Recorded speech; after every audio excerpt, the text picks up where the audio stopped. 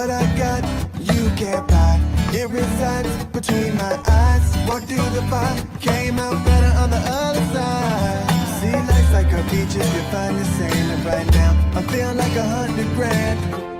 You are listening to Inspired Insider with your host, Dr. Jeremy Wise. Dr. Jeremy Wise here, founder of InspiredInsider.com, where I talk with inspirational entrepreneurs and leaders. Today is no different. I have Josh Payne of Coframe. You can check him out at coframe.com. Josh, before I formally introduce you, I always like to point out other episodes of the podcast people should check out.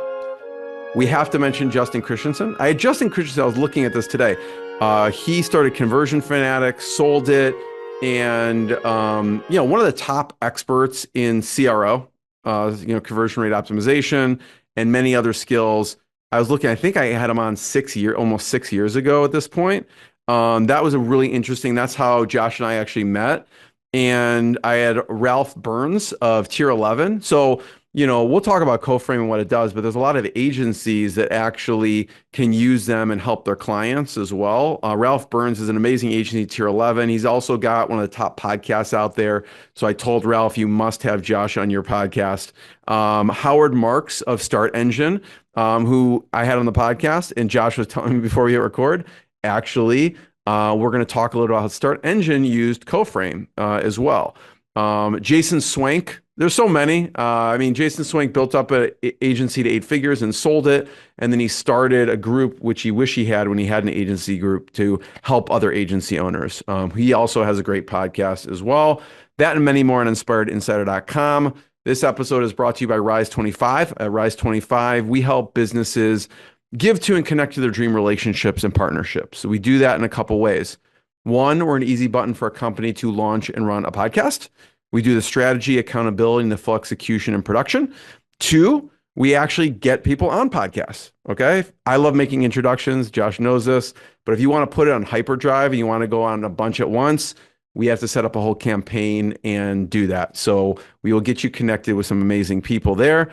And 3, we're an easy button for a company's gifting program. So we make gifting and staying top of mind for your clients, partners, and prospects simple, easy, and actually affordable.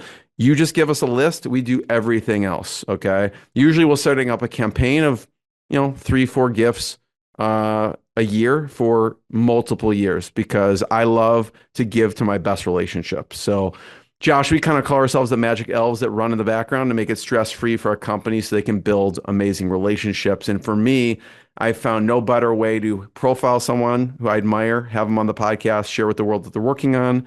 Also, send them sweet treats in the mail. So go to rise25.com or email support@rise25.com. I am super excited to introduce Josh Payne. He's the founder and CEO of Coframe. He also co-founded Autograph with NFL legend Tom Brady. For that company, they raised $200 million at a $2 billion valuation, backed by A16Z, Kleiner Perkins. He also founded Access Bell. Access Bell was acquired by Tata Group. Tata Group, if you don't know, they own so much. They're a $400 billion conglomerate. When I was in London, I'm like, oh, Tata Group owns this hotel. Josh also created the first major autonomous AI agent for code generation, GPT Migrate, and he's authored over 20 peer-reviewed papers and patents. Josh, thanks for joining me. Thanks for having me. Great to see you, Jeremy. And, let's talk about Coframe. Start off Coframe and what you do there, and I'll pull up the video and we'll pull up Coframe as you talk about it. Amazing. Yeah, I'll give you the rundown. So at Coframe, we are obsessively focused on helping companies increase their conversion rate. We do this with AI accelerated conversion rate optimization, so growth experimentation, testing out different variations of your website to try to drive more wins and more lift. Ultimately, the website for many businesses is a really key piece of their business and a revenue driver. And it's one of those amazing things where if you tweak that lever, it's pure upside. If you increase your conversion rate, it's pure. It's new leads, new purchases, et cetera, et cetera. And so we are very, very focused on helping businesses rapidly increase the rate at which they're able to get those wins and increase that conversion rate. So what gave you the idea for Coframe? Coframe emerged a little bit from reverse, I have to say, actually. As you mentioned just now, I'm very, very interested in AI for code generation. I think it's an incredible use case. It's something that I use almost on a daily basis now, and this is one of those use cases that it's just extremely helpful with. Now, from a website optimization perspective, I'm not coming from a deep background of, digital marketing, right? I'm coming at this a little bit as initially I was a little bit of a newbie for sure, and people like Justin, very thankful to them helping to be a Sherpa along this path. And in Autograph, I think it was the first place where I really saw the power of growth marketing and how that could really help scale a business quickly. But the idea for CoFrame actually emerged from one of these dinners that we hosted at a community called the AGI House that I'm part of. This dinner, we brought together a bunch of AI leaders. We were talking about the future of consumer experiences and digital interactions. And I had a thought throughout the middle of this dinner about what digital interactions and digital interfaces would be like in 5 or 10 years. And it hit me that every digital experience that we have as a consumer, should it in fact be adaptive and personalized and almost like living? So this idea that digital interfaces can themselves feel alive and be living things that are self-improving and optimizing over time, that was a really compelling idea. Something I'm profoundly interested in, generally speaking, is self-improving systems. And so I wanted to build something related to that. I kind of did it on the side, still working on Autograph at the time, but I was enamored with this idea and put something out there, launched it on Product Hunt, got some traction, and it turns out there's a really great business case application to this idea, which is conversion rate optimization. And from there on, we started building more and more capabilities into this, and it's become the thing that it is today. So what are some of the learnings from Justin that helped shape the product? Because like you said, I mean, you've guest lectured at Stanford. We were talking about your background of 20 peer-reviewed papers and really geeking out on AI stuff. What was some of the feedback Justin gave?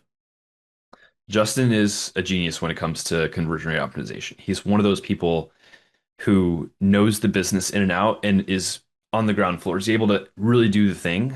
He's not just someone who was a figurehead of the agency. He was in the weeds. He's like 20,000 plus experiments personally over his career. And so I can really think of no better person that has that level of insight. I'm very, very grateful that he decided to join us. But what we've learned from him, I would say broadly, is around the aspects of what's the core of conversion rate optimization? What is the actual problem that you're trying to solve here? It's finding what holds weight in the eyes of your visitors. It's trying to figure out what are the things that matter to this audience and build your own internal model of who this person is on your site or based on their persona. And so it's less about just, going and taking a big swing and having a big design first redesign of the whole page experience, but rather about systematically testing different elements of the site, trying to figure out in an iterative fashion what actually matters to the audience. And then each new test will surface insights that will help guide the next test. And that becomes an iterative process. And those types of systematic processes are exactly what AI is fantastic at. So I would actually say it's a perfect match because Justin's approach, I think, is one of the best suited for AI systems or machine learning based systems, which is really, really interesting. There's a couple of questions I'm curious about. I mean, I have a lot of Tom Brady autograph questions, but we'll get to that later. Who is this for? And then I want to talk about getting customers because you have some huge companies as customers here. I mean, we look at OpenAI, for example.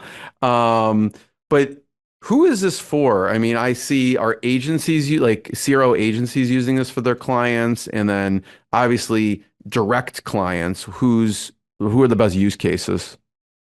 Yeah. So for the most part, CoFrame focuses on customers that are consumer facing. The OpenAI one that you mentioned is not a customer. I don't think they would have much use for Coframe, but rather a partner. And so this is more like, featured in. We had we have a joint blog that we wrote together. We worked with our team to create a model that was specifically designed for creating conversion optimization experiments. So far as I'm aware, we have the distinction of being the only marketing tech company that's directly partnered with OpenAI in this fashion, which is really cool. But Coframe is really useful for companies that have a lot of web traffic, and the website is a key driver for the business. So companies that are in the consumer domain tend to be a really good fit for this. E-commerce companies tend to be a really, really good fit for this. Anything that where you move the conversion rate up on the website, it has a direct impact on the revenue or the profit of the business. That's where we really are quite helpful. Is there like a traffic minimum? Like someone comes to you and go, Josh, we have X number of visitors hitting our pages. And you'd be like, well, this makes sense or doesn't make sense. Like, what would that minimum be typically? Yeah, generally speaking, what we usually look for is at least 200,000 monthly visitors. If it's a high ticket item, it can be less than that. If it's, you're selling really, really high ticket items and that incremental needle move is really impactful, I think, going down to 100K monthly visitors could make sense. But generally speaking, we look for that 200 and above, all the way up to, millions and tens of millions. Maybe let's talk about an example. So we can get into the weeds a little bit. And we will have Josh, I'm going to have him kind of share his screen and share through an example in a little bit. But talk about the pharma company a little bit and what they're doing. Right. So one of the companies we work with is called Nutra, which has this product called Prolon, which we've been optimizing for the last couple of months now. And this company is an e-commerce company. Their whole aim is to sell this product, Prolon. And when we started talking, they had explored other vendors. They explored conversion optimization agency offerings. They had explored testing tools. The reason why Coframe was interesting to them is because it fully took conversion optimization off their plate, or their team was involved in the sense of approving different variations and experiments. But beyond that, we were able to completely drive the program.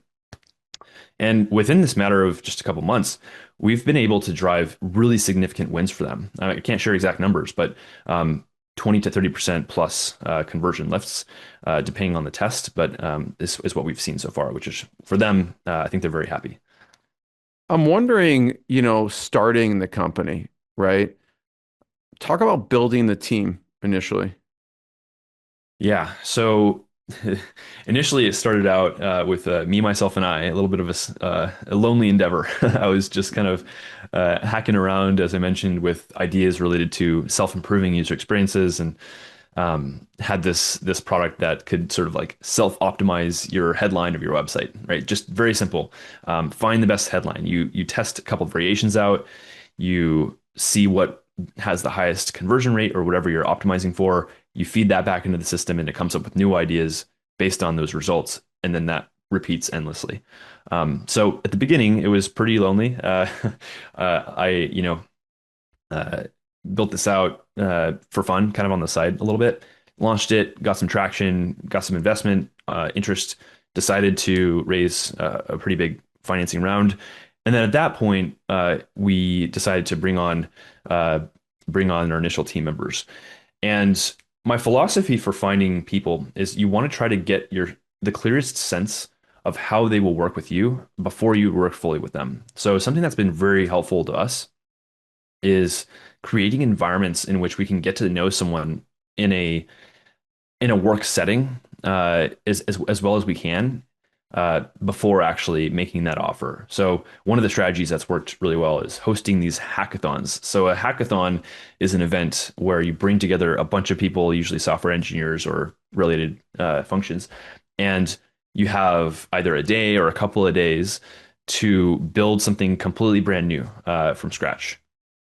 And at the end of these hackathons, typically you have a judging session and people from the industry or people who are experts or what have you we'll be able to assess the different projects and kind of rank them, and you'll have prizes for the winners and so on.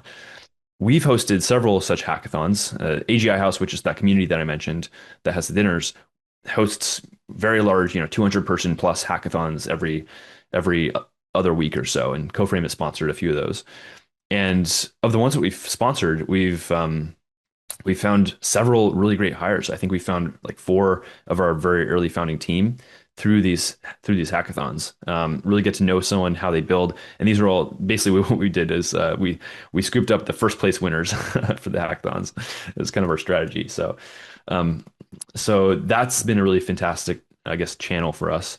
Other than that, really, it's about kind of that personal network, like trying to figure out as much signal as you can about someone before you really go all in working with them. I've had the privilege of working with several incredible people throughout my career, and a few of those we brought in to work with on Coframe. So that's my personal strategy. You really just want to try to get as much signal as possible before, similar to A/B testing, right? You want to test, try to get as much signal as possible on variations before you implement them into the site fully. What are some of the prizes or incentives at the hackathon? Obviously, there's companies there that can get hired. Do some of them get funded? Like, what are some of the prizes? Yeah, I mean, the biggest prize for a lot of people, I think, is just the bragging rights. I mean, it's like, hey, I won this hackathon. Usually goes on your resume or whatever it is. But there are usually other prize, like It's like street cred. street cred, yes, Yeah. for hacker, the most nerdy street cred possible.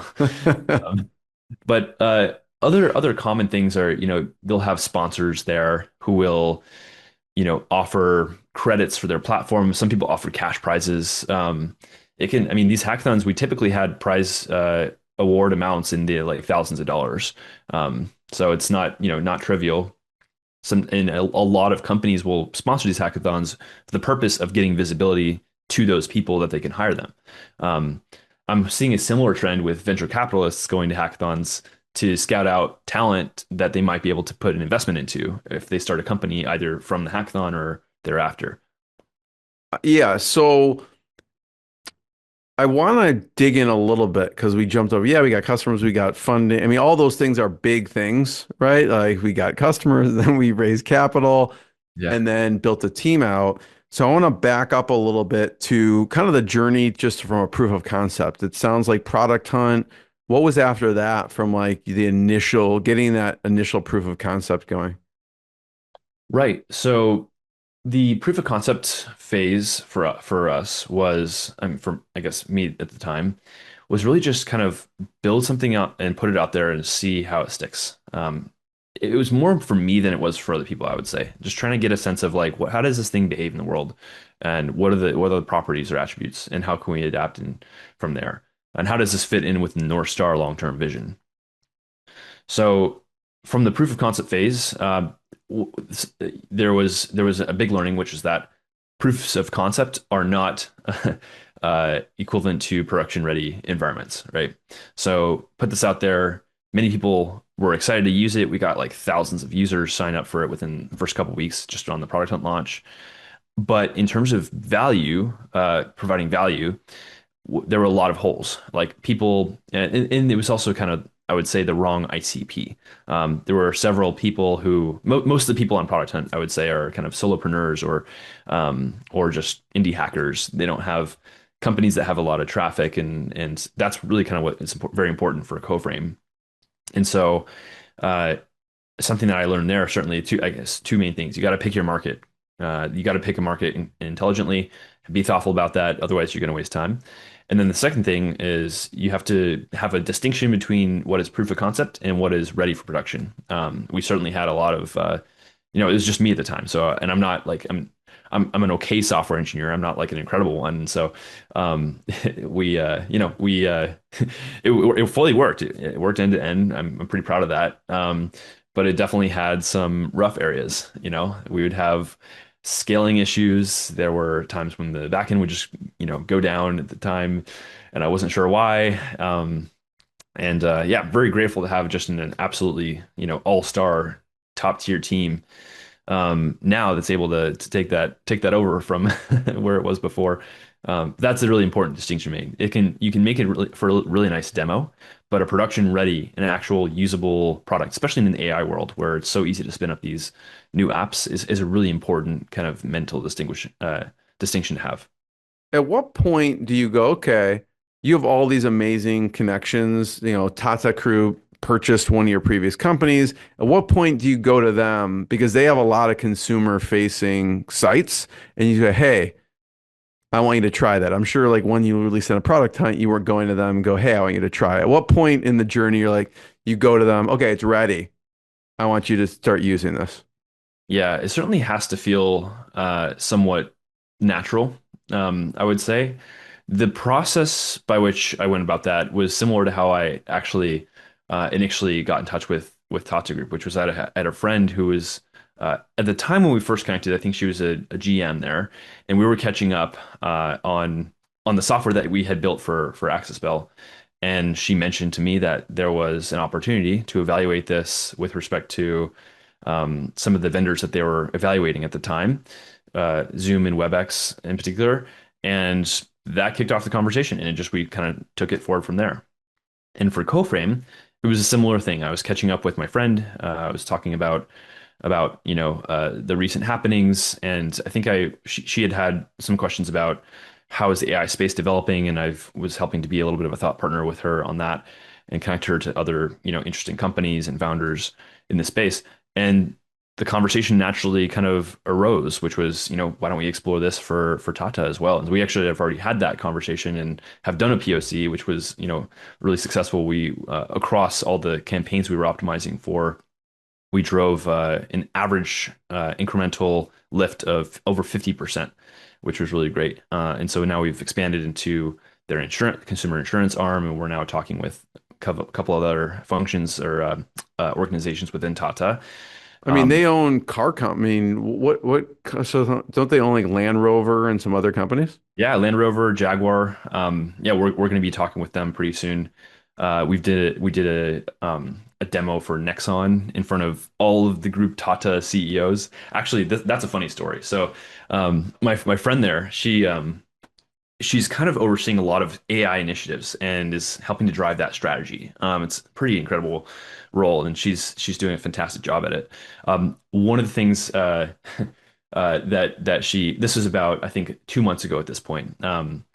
And she messages me kind of, I think, out of the blue, roughly, and says, hey, I'm presenting to all of the group CEOs of Tata, like 60 or 70 of them. And I would like to give Coframe an opportunity to be featured here. Like, do you have something that could be interesting for a demo? And I said, well, yeah, let's figure that out. When is the presentation going to be? She says on Saturday, which was like 3 days from then.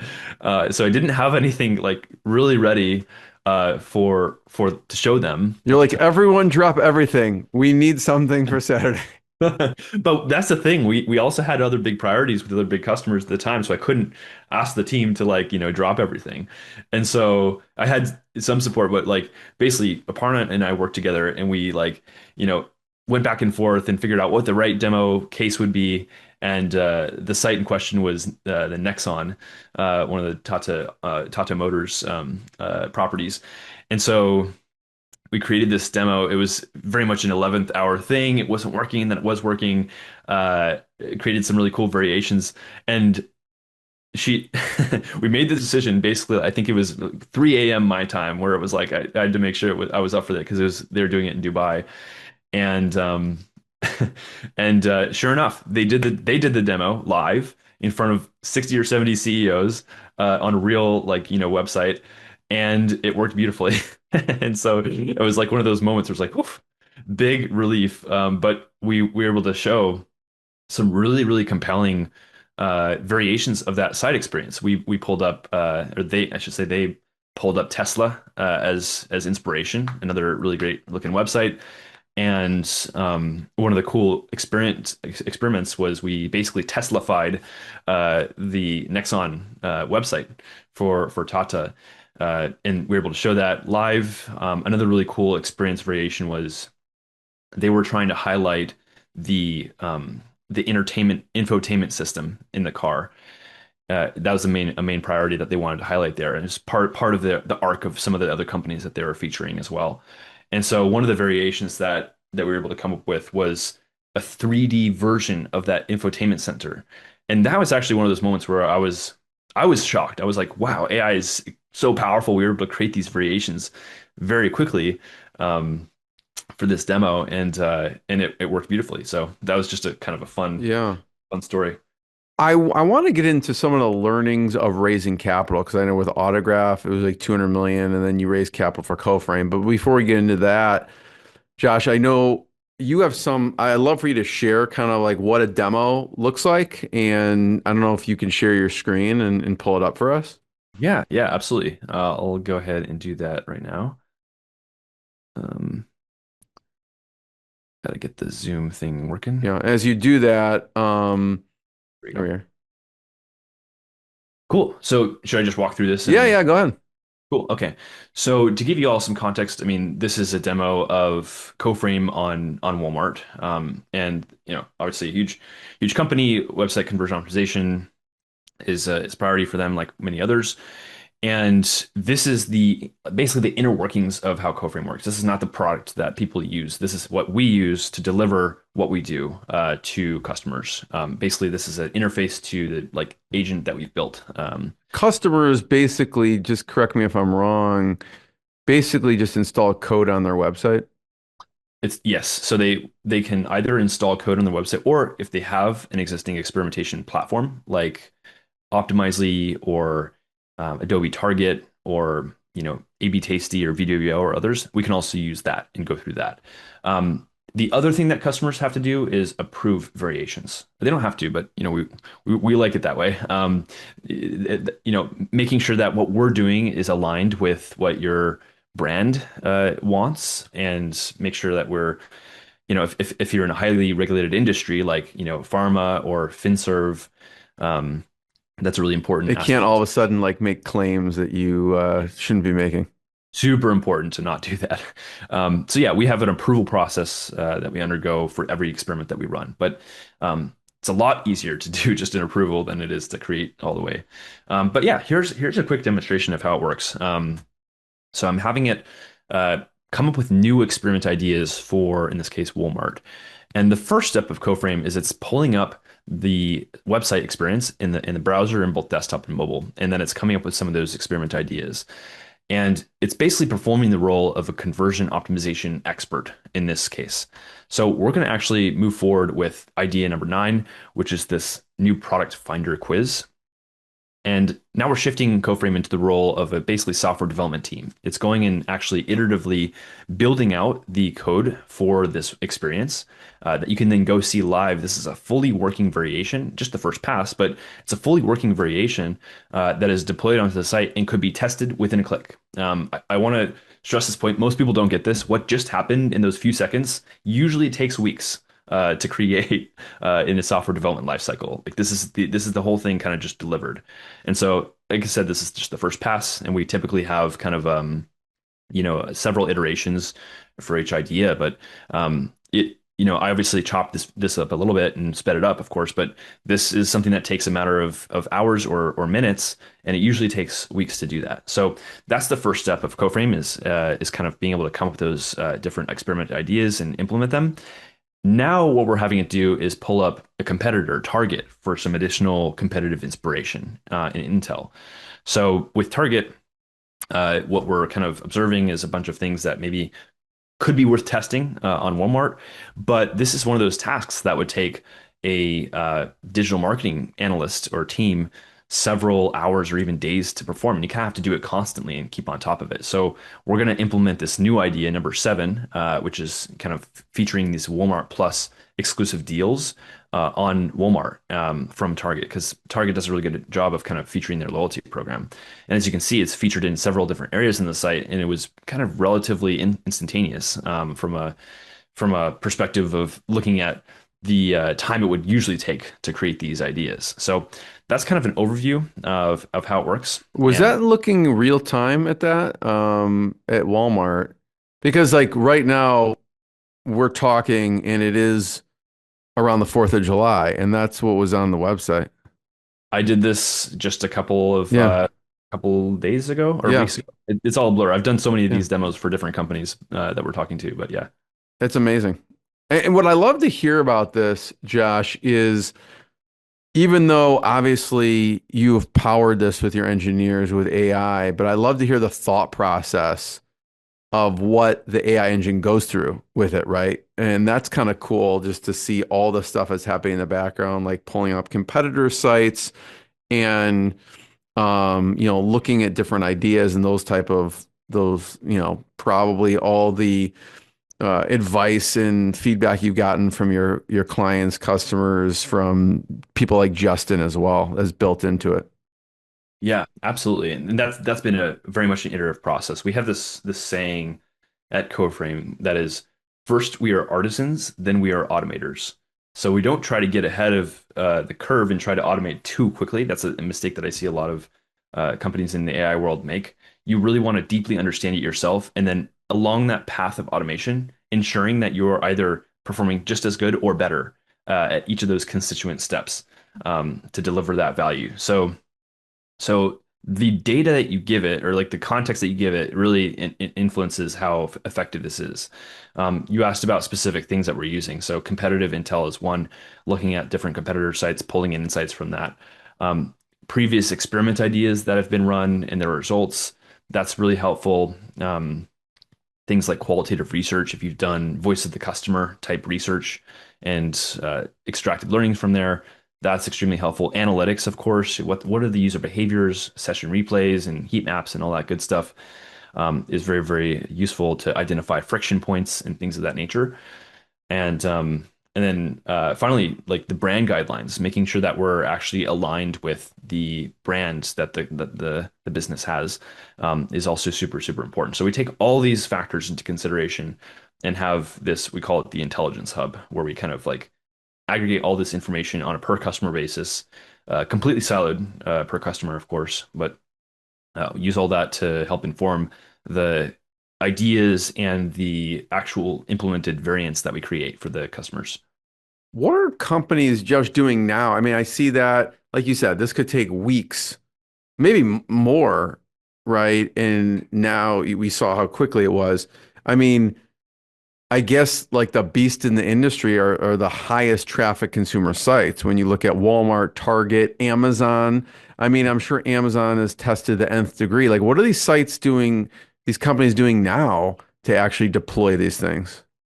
It really depends on the culture of the company. It varies quite widely. In the past week, I talked to one company that these are both Fortune 100 companies. One of the companies, they're both very, very big, very consumer facing.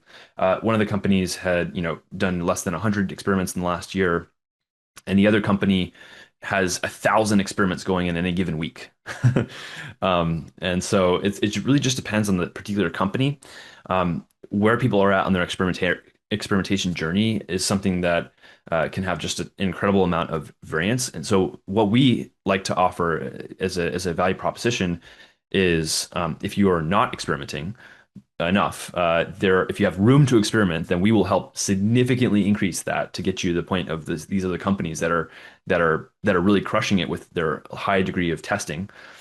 And if you are experimenting a lot, you're probably spending a lot to do it. And that's where the headcount requirement comes in, lots of engineers, lots of designers, lots of PMs, et cetera. And we help to significantly reduce the load on these people so that they can focus on more important high level product work, because most of the experiments that people create simply get thrown away. I mean, that's kind of an industry known fact. One out of every 10 or so will be a winner. And of course, that depends on how you're experimenting and so on.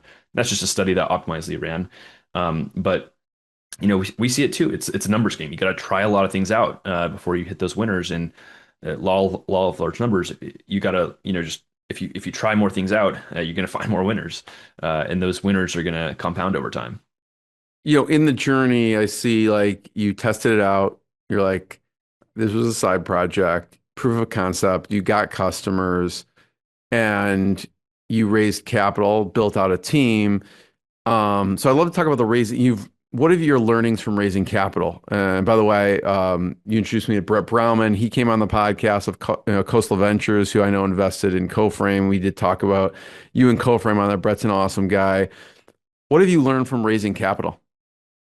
Oh man, there's a lot of learnings. I sometimes we'll do these little like sessions at did one at Stanford recently for the like little student demo day and stuff like that. So I to kind of summarize, I think I can probably give a little bit of a summary here since it's fresh off the top of my head. There's basically a series of steps when you're fundraising. The first step is deciding whether it makes sense to fundraise. Now, fundraising is a very important choice. You really have to make it thoughtfully. And many people just kind of like let themselves get into it, and that's actually a big mistake because if you commit to doing a fundraise, you are committing to building this business and making and trying your very very best to make it as successful as possible through thick and thin. And this is going to be the thing that you focus on. So that's a very, very important decision to make. Once you've made that decision, there are a variety of tactics and strategies for doing a successful fundraise. What it comes down to basically is, the first step is you want to talk to people who are friendlies, who are in your corner, folks who are going to give you feedback and kind of give you a sense of how viable is this to complete as a fundraise. The second step is you want to talk to your first institutional investors that are lower stakes, people who maybe if you don't end up working, if it doesn't end up working out, it's okay. You're not going to be heartbroken. And from there, what you want to do basically is as quickly as possible, get a term sheet, an offer. And you're able to get a lot of signal from this process. It's you don't kind of like want to necessarily like officially start the raise before you really have something tangible. And by the way, every fundraise is super different. Like this is not necessarily how I did my fundraise at Coframe. That sort of like was a little bit of a different process. But and also Autograph was quite different as well. I'm talking about generalizations, looking at lots of companies that I've had the pleasure of working with through their fundraises and founders that I know. Kind of the typical process, I would say. So once you have an offer from an investor, that's like the hard part. It's about ensuring that you talk to the people that you want to talk to, and it's going to be a lot easier to go into these conversations saying, "Hey, we already have an offer for a lead. We're interested in talking with you," and stick to a timeline. It's really important to be professional. Once you have that offer, you want to make sure you have a well-defined timeline for closing the fundraise. You don't want to drag this out. It's not courteous to them, not courteous to yourself. You just want to like get it done. How did you say ahead of time as far as Coframe goes, how much you wanted to raise, or just it just depended on the conversations? I had a loose idea of what I wanted to raise. Well, I wanted to raise more than the typical seed round because I knew this idea was going to be really big, and I wanted to give ourselves, the absolute best chance of taking a huge swing at it. And so that's the reason why we raised a little bit of a larger seed round. Generally speaking, when approaching those discussions, you kind of want to have, if you're a business that's a little bit more established, you have kind of like, you have your costs, you have your growth plans, your marketing plan, and so on. That can back into a number that you have as a target. And here's our use of funds over the next 12, 24, whatever months. And something else you really want to do in these conversations is like, you don't necessarily, unless you have an offer and you're pretty stuck to like, a certain valuation, you want to like say, hey, we're going to let the market decide the price of the valuation, right? We're raising this much or within this range, and we're going to let the market determine the price of it. That's a helpful mechanism because it's an auction system effectively, and that helps to get the most accurate price for your business. You don't want to be the one kind of making that call either too high or too low. Why Khosla? I mean, there's a bunch of reasons, but Kosla is just amazing in a lot of ways. I mean, Khosla, super, super technical group of people. Like they're all builders. They're all very deep in it. It's very, very impressive group of folks. They're also very upfront with you. I think that's one of their core values is being extremely upfront and dare I say blunt. They'll push you. They'll push you when times are good. They'll push you when times are bad. Um, and so I did want someone who's going to push me and be upfront with me because I have a lot to learn and I want to do so in a way that is easy, most conducive to learning. And having things sugar coated is something that hinders learning, in my opinion. Um, and yeah, so Based on closely, that discussion, who are some of your mentors throughout your career and some of the advice they gave you? I think I could be making this up, Josh, but I think you worked under Eric Schmidt at some point. Is that accurate? yes, Am yes, I, yes. Yeah, I was an advisor for one of the funds that he anchored, and we what'd you actually learn from him? yeah, I mean Eric is an incredible human being. I mean he's just seen more than anyone else I've probably met in terms of specifically in this area, but just in general. Um, one of the things that one of the learnings that I had from him was we had a conversation about like how to operate, I guess, like how to operate, personally, individually. He had this really interesting analogy where he there that saying where it's not a sprint, it's a marathon. His point was when you're operating, it's neither a sprint nor a marathon. It's actually a bike race. And the reason it's a bike race is because you don't just have yourself in that process. When you're on a bike, you have the ability to change gears, you have the ability to stop pedaling, you have the ability to let the system do its work, and you're kind of building that out with a company, right? You have team that are able to like push forward, and what's really important is knowing what gear to be in at what time. And so, from an energy perspective, as well as a leverage perspective, those two things, energy and leverage, that's kind of what drives forward a great business. He had that analogy, and so that's one of the things that actually hit me pretty close to heart. Which is, I'm someone who just sometimes can get in a rut of just like grinding and like being in first gear, and it's not beneficial sometimes. It's like, yeah, I'm putting the work. It feels good to work hard, but it's actually not the most important thing, or it's not like the right way to operate because you could be conserving your energy to allocate it somewhere else, and so I get in that rut a lot because I think that's kind of what helped me uh, build, a couple, things across my career. But it's not the way to really effectively scale myself. And so that was something that hit home. If I gotta go look back at my notes. There's so many things that I picked up from him that he's an amazing person. Any other mentors? And I want to point out, I mean, he has some of my favorite books. He co-authored How Google Works, fantastic. Trillion Dollar Coach, fantastic. He's got several others. So I encourage people to check those out. Any other influential mentors in your journey? I mean, I know there's a lot, but anyone else come to mind? Yeah, I've so many. I mean, It could be a colleague too. I know you were mentioning like Ask Alex before. I don't know if there's a story there. oh yeah, there's a lot of stories. I mean, those guys are incredible, Brian and Jordy. So they run this consultancy called Ask Alex, who we work with on really big kind of enterprise engagements. And I mean, I, there is I guess I'll share specifics, but not mention the actual company. There's a very, very large retailer that they work with, that we're starting to do some work on together. And I fly in person.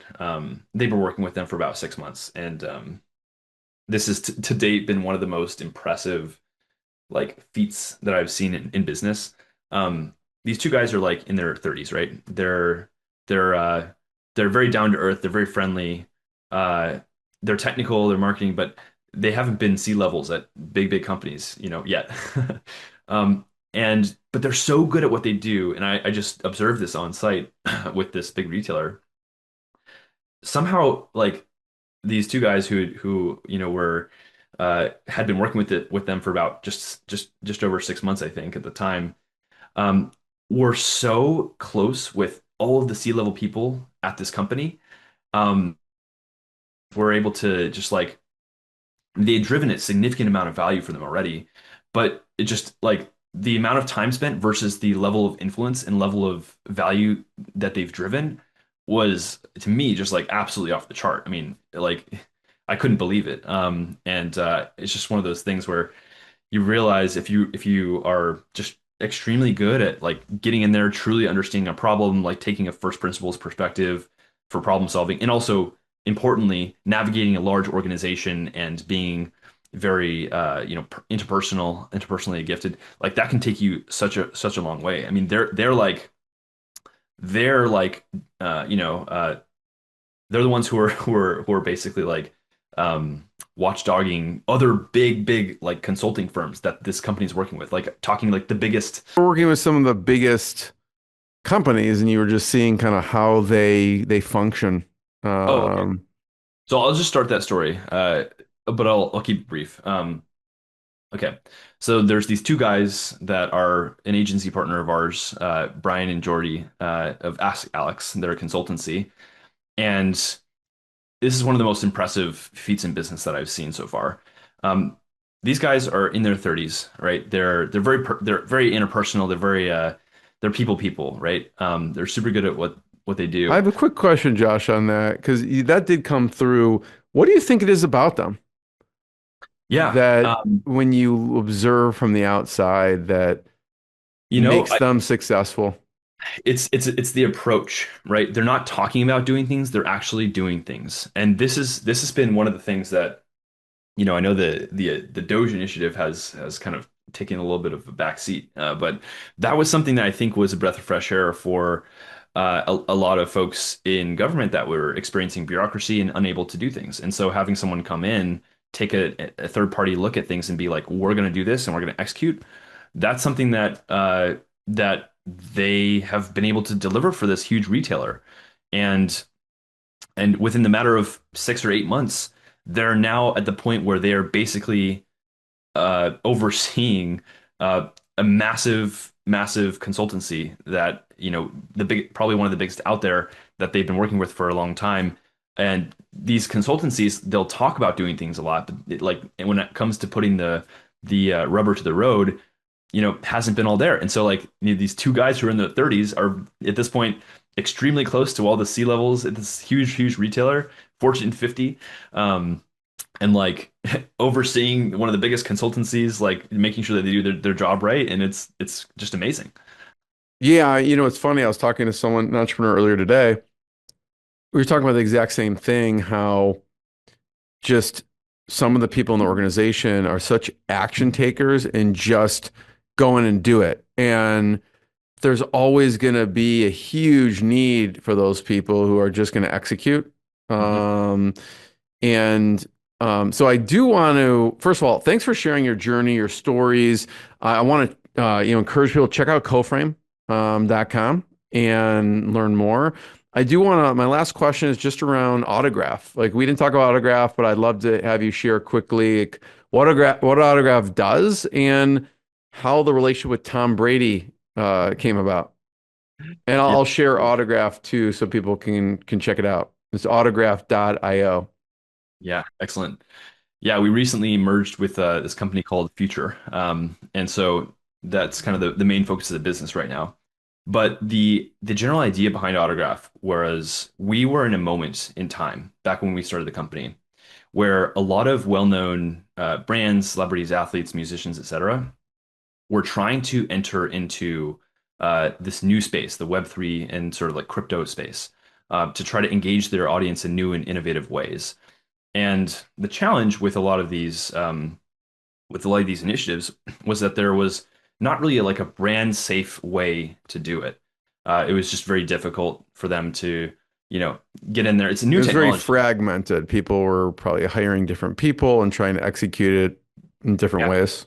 that's right. And I've got to say, a lot of the people in the industry, in the crypto industry, or a lot of the companies are a little bit shady, and it's just like kind of a little bit of a. It still has a little bit of ties to the, kind of like just being a seedy industry, and so like making sure you have that brand safety is paramount for these people. And on the flip side, a lot of consumers were also interested in getting into this technology, but it was difficult for them to approach it. And so the opportunity that we saw and executed on was helping these brands enter this into this technology in a brand safe way. You can see some amazing people on here. You have Tiger Woods, Rob Gronkowski, Tony Hawk, Wayne Gretzky. If you're listening to the audio, we are showing the video part. Tom Brady, Derek Jeter, Dale Earnhardt Jr. I don't know if you want to talk about the Tom Brady use case. Like what are people doing with this? Yeah, absolutely. So Tom is a very innovative guy. He's early to a lot of technologies, and we had a conversation at the very beginning of Autograph, or close to the beginning, because he was funny enough, he was a next door neighbor of my co-founders for Autograph for like 8 years.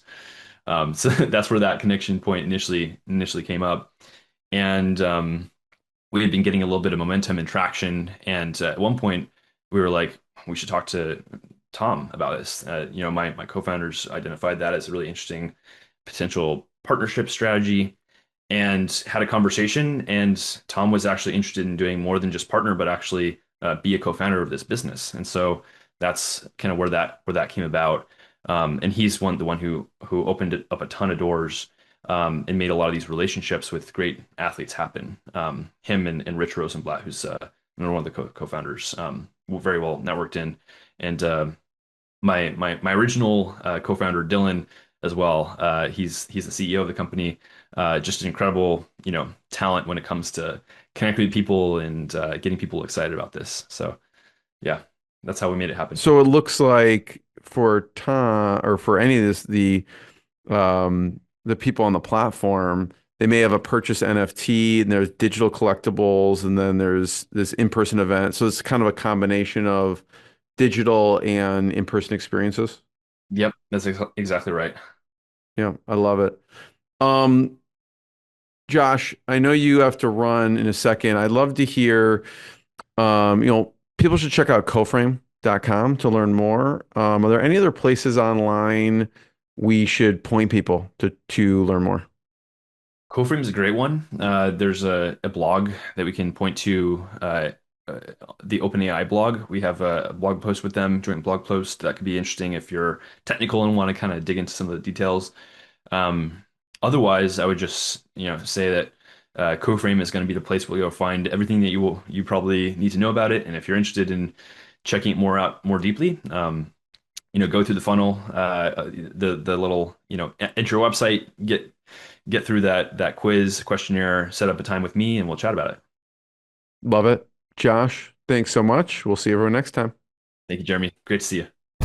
What I got, you can't buy. It resides between my eyes. Walked through the fire, came out better on the other side. See, life's like a beach if you find the sand. And right now, I feel like 100 grand.